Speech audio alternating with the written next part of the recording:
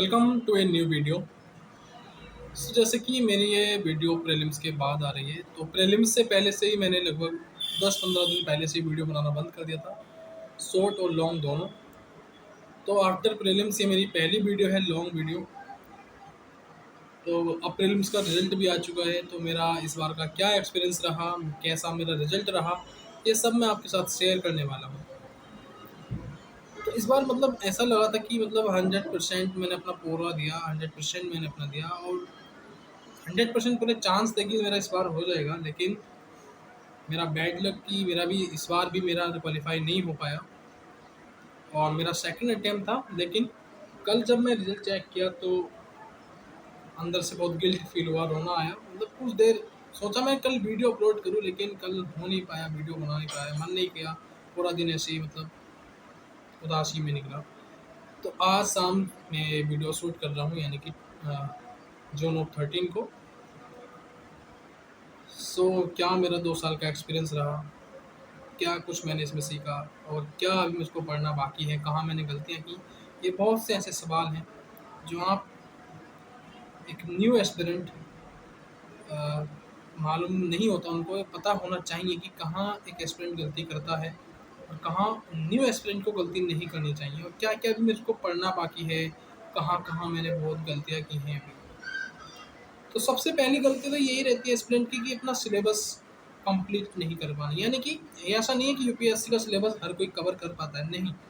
जो आपको टॉपर्स हैं, जो ऑलरेडी सिलेक्टेड हैं, आईएएस हैं, आईपीएस हैं, तो उन्होंने भी अपनी अब तक की लाइफ में यूपीएससी का सिलेबस कंप्लीट नहीं किया है। अभी तक उन्होंने कंप्लीट नहीं किया है। कोई भी एस्पिरेंट है वो अपना 100% सिलेबस कवर नहीं कर पाता है, 70 to 80% सिलेबस ही कवर कर पाता है, क्योंकि यूपीएससी का सिलेबस हर साल हर 6 महीने में कुछ ना कुछ उसमें नया ऐड होता ही रहता है। मल्टीपल्स मटेरियल्स है, मल्टीपल्स बुक्स हैं, कुछ भी आप नया पढ़ लीजिए, कहीं से पढ़ लीजिए, कुछ ना कुछ उसमें ऐड होता ही रहता है। लेकिन सबसे बड़ी गलती यही रहती है कि अपना जो कोर सब्जेक्ट हैं वो ठीक से रिवाइज, प्रैक्टिस, सिलेबस उनका कवर नहीं कर पाता। और दूसरा ये कि एनसीईआरटी को ठीक से नहीं पढ़ पाता।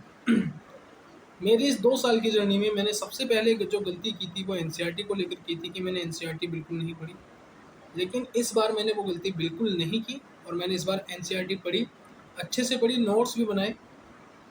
लेकिन जो 7 कोर सब्जेक्ट हैं उनको मैंने मिनिमम बस 2 बार पढ़ा और उनके मैं नोट्स नहीं बना पाया। मैं कुछ सब्जेक्ट के नोट्स बना पाया था क्योंकि टाइम कम था। तो मल्टीपल में इनको मल्टीपल बार मिनिमम मतलब ज़्यादा बार उनको नहीं पढ़ पाया और रिवाइज़ नहीं कर पाया, क्योंकि प्रीलिम्स के लिए एकदम शॉर्ट फॉर्म में नोट्स चाहिए और बहुत शॉर्ट, जो कम टाइम में ज़्यादा बार रिवीजन कर सकूँ। तो ऐसे नोट्स मैं बना नहीं पाया। तो सबसे एक मेन रीज़न ये भी हो सकता है कि जो 7 कोर सब्जेक्ट हैं मैं उनको ठीक से रिवाइज़ नहीं कर पाया हूँ। दूसरा ये कि बच्चा शुरू-शुरू में जब तैयारी करता है, बहुत उत्साह के साथ करता है, तो बाद में जब उसका मनोबल घटता रहता है कि यार इतना टाइम हो गया, ये भी पढ़ लिया, ये पढ़ लिया, पढ़ने का मन नहीं करता, तो पेपर के टाइम तक आते-आते उसका मन ऐसे मतलब डाउन हो जाता है। मेरे साथ भी ऐसा हुआ है, पढ़ते-पढ़ते अचानक से ही मतलब दिमाग में ही बैठ जाते हैं, यार इतना पढ़ा है, चलो आगे तो हो ही जाएगा क्वालीफाई, अब नहीं पढ़े तो क्या होगा। लेकिन मेरे साथ ऐसा नहीं हुआ था, मेरे साथ मेरा कुछ और ही मैटर था, जो मैं 1 महीना कुछ बहुत कम पढ़ाई की थी। लेकिन आप ये गलती मत करना, आप जो 7 कोर सब्जेक्ट हैं जैसे geography, history, economics, environment, polity, ये जो 7 कोर सब्जेक्ट होते हैं आप इनको अच्छे से रिवाइज करना, क्योंकि ये जो 7 कोर सब्जेक्ट हैं ये एनसीईआरटी के ही एडवांस सब्जेक्ट हैं। जैसे आप एनसीईआरटी इन्हीं की एनसीईआरटी पढ़ोगे जब, तो एनसीईआरटी बिगनर्स है, तो मतलब ये स्टार्टिंग इनका कोर्स है, यानी नींव जिसको बोलते हैं, मकान की नींव अगर एनसीईआरटी है, इस यूपीएससी की नींव, स्टडी की नींव, तो इसकी जो मजबूताई आएगी वो एडवांस बुक से आएगी। अगर नींव मजबूत होगी तभी आपका जो ऊपर का आप जो भी बिल्डिंग बनाना चाहते हैं वो आप मजबूत कर पाएंगे। एंड आपकी नींव मजबूत होनी चाहिए तो बिल्डिंग भी आपकी मजबूत होगी। तो वैसे ही आपका एनसीईआरटी अगर मजबूत रहेगा तो आप एडवांस को भी अच्छे तरीके से कर पाएंगे, आप नोट्स भी एक अच्छे से कर पाएंगे, आंसर राइटिंग फिर आपकी बहुत अच्छी होगी और आप टेस्ट भी अच्छे तरीके से कर पाएंगे। और एक रीज़न सबसे बड़ा इसमें ये रहता है कि आप पीवाईक्यू नहीं करते, या मैं कहूँ तो मैं पेपर से मैंने 1 महीना पहले ही पीवाईक्यू की बुक मंगाई थी, अदरवाइज़ मैंने पीवाईक्यू नहीं पढ़े थे। और मैंने लगभग डेढ़ महीना पहले, पेपर से डेढ़ महीना पहले पीवाई को पीडीएफ फॉर्म में A4 साइज पेपर पे मैंने निकलवाए थे, प्रिंट आउट निकलवाया था। लेकिन मैं उसमें से कुल 2 लगा पाया, एक 13 का और एक 12 का। तो इतना मैं कर नहीं पाया। तो सबसे बड़ी गलती यही है एस्पिरेंट की कि पहले, सबसे पहले आप पीवाईक्यू देखो, ठीक है? आपके पास कुछ हो या ना हो, आप अगर एक बिगिनर्स हैं, तो आपके पास एक सिलेबस की बुक और एक पीवाईक्यू की बुक या फिर पीवाईक्यू आपके पास होने चाहिए। ये 2 आपके टेबल पर होने चाहिए, आप स्टडी कर रहे हो तो। सिलेबस और पीवाईक्यू। आप पहले सिलेबस पढ़ना, यूपीएससी का जब सिलेबस आप पढ़ोगे, प्रीलिम्स का, मेंस का, उसके बाद आप पीवाईक्यू देखो। जैसे आप पॉलिटी पढ़ना चाह रहे हो, तो आप पॉलिटी का पहले पीवाईक्यू देखो कि कहाँ-कहाँ से, कौन-कौन से टॉपिक से सबसे ज़्यादा मिनिमम बार क्वेश्चन, मतलब मैक्सिमम बार क्वेश्चन पूछे गए हैं। सबसे ज़्यादा क्वेश्चन कहाँ से पूछे गए हैं, उसको नोट कर लेना कि हाँ, इस टॉपिक से इतने क्वेश्चन इस साल पूछे गए हैं, इतने इस साल। उनका एवरेज देखना कि सबसे ज़्यादा कौन से साल में पूछे गए हैं।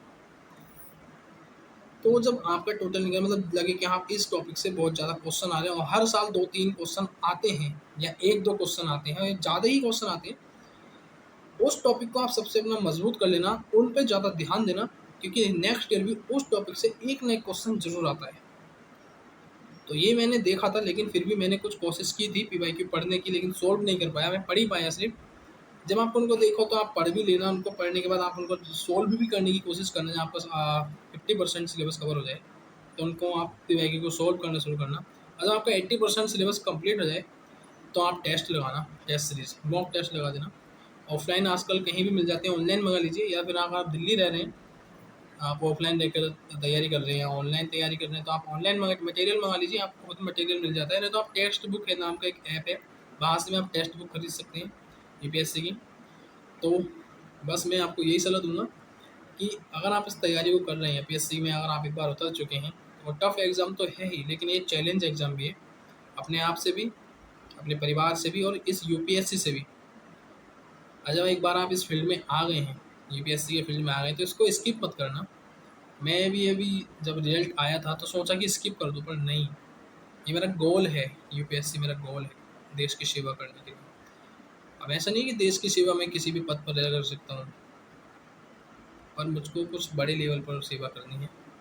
बस यही मेरा एक गोल है कि हाँ, यूपीएससी करके आईएएस करना है। देखना है इस जर्नी में कितना दुख मैं अपने आप को बटोरता हूँ, या कितना मुझको हार्ड वर्क करना पड़ता है, कितना स्मार्ट वर्क करना पड़ता है, कितनी लंबी इसकी जर्नी मेरी होने वाली है। ये भी एक चीज़ मैं इसका देखने वाला हूँ, एडवेंचर इसका मैं लेने वाला हूँ। तो मिलते हैं फिर से एक और न्यू वीडियो में, तब तक के लिए जय हिंद, वंदे मातरम, और अपनी तैयारी मत छोड़ना। All the best.